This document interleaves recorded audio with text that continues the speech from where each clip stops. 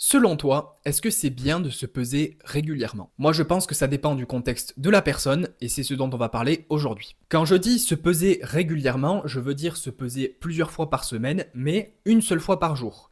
Si tu veux que la pesée soit pertinente à prendre en compte, il faut se peser dans les mêmes conditions à chaque fois. Par exemple, le matin à jeun après avoir été aux toilettes. Si tu le fais comme ça, c'est un très bon moyen de suivre l'évolution de ton poids de corps. Maintenant, je vais parler de moi. En 2019, j'ai eu une relation un peu spéciale avec mon poids de corps et la nourriture. C'est une période pendant laquelle j'ai découvert ce que c'était le déficit calorique et j'ai voulu expérimenter ça moi-même. À cette période, je travaillais en tant qu'élagueur, donc dans un métier très physique, et je suis descendu jusqu'à 65,3 kg en mangeant 2000 calories par jour. Il faut savoir qu'avant ça, j'ai jamais été très sec, je suis plutôt le type de personne à être un peu gras, un peu musclé, et donc à ce poids de corps très bas pour moi, j'en avais marre d'avoir constamment faim et d'être épuisé facilement.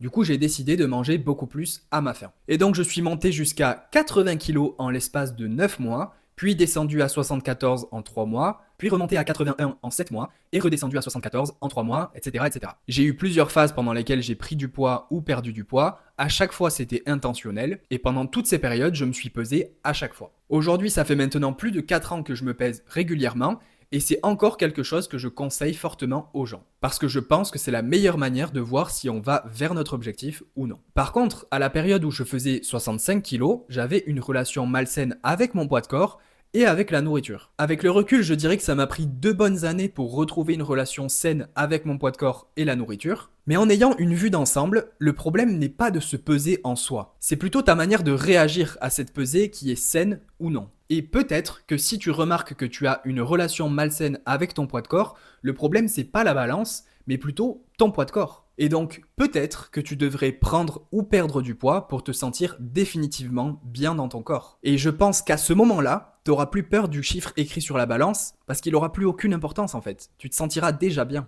La balance est un outil.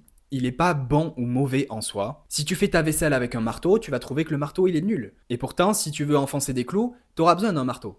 Tu vois? Donc peut-être que c'est toi qui utilises mal l'outil en question, et peut-être que le problème est un peu plus profond qu'un simple chiffre sur une balance.